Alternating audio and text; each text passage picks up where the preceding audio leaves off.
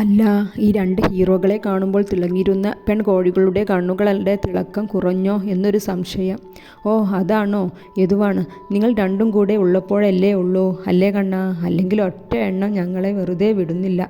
യദു വലിയ കാര്യത്തിൽ പറഞ്ഞു നോക്കിയത് അമ്മുവിൻ്റെ മുഖത്തേക്കാണ്. അമ്മു അവനെ കൂർപ്പിച്ചു നോക്കി. കിച്ചു ചിരി കടിച്ചു പിടിച്ച് കണ്ണനെ നോക്കി. പ്രശ്നമാവോ?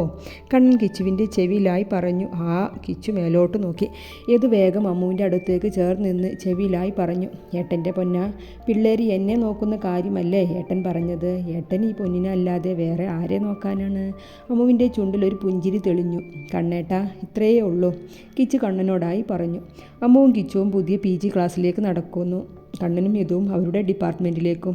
അവരുടെ കോളേജ് ജീവിതം അങ്ങനെ നടന്നുകൊണ്ടിരിക്കുന്നു. ഇടയ്ക്കിടയ്ക്ക് പെടക്കോഴികളുടെ പേരും പറഞ്ഞ് ഇരുവരെയും ഒന്ന് കുടയും. പാവം ചെക്കന്മാർ എന്ത് ചെയ്യാൻ? ഒരുവിധം ഭാര്യമാരെ അനുനയിപ്പിച്ച് ഷോപ്പിംഗ് എല്ലാം കൊണ്ടുപോയി അങ്ങനെ അവരുടെ ദാമ്പത്യ ജീവിതവും പഠനവുമായി പോകുന്നു. PG ഫസ്റ്റ് ഇയർ ഫൈനൽ എക്സാമിന് ഇനി 2 മാസം ബാക്കി നിൽക്കുമ്പോഴാണ് കിച്ചുവിന് ലക്ഷണങ്ങൾ തുടങ്ങുന്നത്. കണ്ണൻ്റെ വേടുവോളം ശ്രദ്ധിച്ചിരുന്നു. പക്ഷേ കിച്ചു രാവിലെ കോളേജിൽ പോവാൻ റെഡിയായി അമ്പാട് ടേബിൾ വന്നിരിക്കുകയാണ്. ചിക്കൻ്റെ വിസിൽ വന്നതും അതാ കിച്ചു ചെയർ നീക്കിയൊരു ഓട്ടമായിരുന്നു. കണ്ണൻ റെഡിയായി താഴേക്ക് വരുമ്പോൾ ഇതാണ് കാണുന്നത്. ലച്ചു. നന്ദൻ ലച്ചുവിനെ വിളിച്ച് കൊണ്ട് കിച്ചുവിൻ്റെ പിറകെ വാഷ് ബേസിൻ്റെ അടുത്തേക്ക് ധൃതിയിൽ ചെന്നു. കിച്ചു ഛർദ്ദിച്ച് വശം കെട്ടിയിരിക്കുന്നു. കണ്ണൻ അവളെ താങ്ങിപ്പിടിച്ച് ദിവാൻകോട്ടിലേക്ക് ഇരുത്തി. എന്താ കിച്ചു, രാവിലെ നീ എന്താ കഴിച്ചത്? നിന്നോട് ഞാൻ പറഞ്ഞിട്ടില്ലേ വെറും വയറ്റിൽ അച്ചാറും മറ്റും കഴിക്കരുതെന്ന്? കണ്ണൻ നല്ല ഫോമിലാണ്.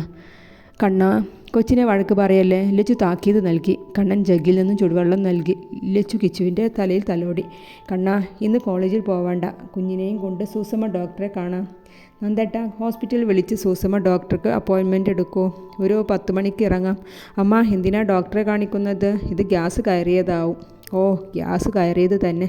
ലച്ചു ചിരിച്ചുകൊണ്ട് നന്ദനെ നോക്കി. നന്ദനാണോ എന്ന രീതിയിൽ ലച്ചുവിനോട് ചുണ്ടനക്കി കാണിച്ചു. കുറച്ച് ദിവസമായി എനിക്ക് തോന്നിയിരുന്നു നന്ദേട്ടാ, കിച്ചുവിൻ്റെ ക്ഷീണവും ഭക്ഷണത്തിനോടുള്ള ഇഷ്ടമില്ലായ്കയും ഒക്കെ. ഏതായാലും സൂസൻ ഡോക്ടറെ നല്ല ഗൈനക്കാണ്, അവരെ തന്നെ കാണിക്കാം. അമ്മ, ഇത് എന്തൊക്കെയായി പറയുന്നത്? കണ്ണൻ ലച്ചുവിനോടായി ചോദിച്ചു. എടാ ചെക്ക, ഇതൊക്കെ പെണ്ണുങ്ങൾക്ക് വേഗം മനസ്സിലാവും. എൻ്റെ കുട്ടൻ അച്ഛനാവാൻ തയ്യാറായിക്കോ.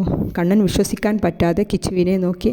കിച്ചു ചെറു പുഞ്ചിരിയോടെ ലച്ചുവിൻ്റെ സംസാരം കേട്ടു നിൽക്കുകയായിരുന്നു. കണ്ണൻ നോക്കി എന്ന് കണ്ടതും പെട്ടെന്ന് മുഖം മാറ്റി. അല്പം ദേഷ്യത്തോടെ കണ്ണനെ നോക്കി. കണ്ണൻ ദയനീയമായി കിച്ചുവിനെ നോക്കി. എന്നിട്ട് കിച്ചുവിൻ്റെ അടുത്ത് വന്നിരുന്നു. ചെവിയിലായി ചോദിച്ചു. കുഞ്ഞാ, ഇത് എപ്പോൾ സംഭവിച്ചു? ഞാൻ മാക്സിമം ശ്രദ്ധിച്ചിരുന്നല്ലോ. എന്നോടാണോ ചോദിക്കുന്നത്? കിച്ചു ഗൗരവത്തിൽ പറഞ്ഞു. കിച്ചു, ഇനി എന്ത് ചെയ്യും? എന്ത് ചെയ്യാൻ കണ്ണേട്ടാ? പ്രസവിക്കണം. പക്ഷെ ഒരു കണ്ടീഷനുണ്ട്. എന്ത് കണ്ടീഷൻ? അത് ഇനിയുള്ള എൻ്റെ പ്രൊജക്റ്റും നോട്ട്സും എല്ലാം കണ്ണേട്ടൻ ചെയ്തു തരണം. ഞാൻ എക്സാം മാത്രം എഴുതിക്കൊള്ളാം.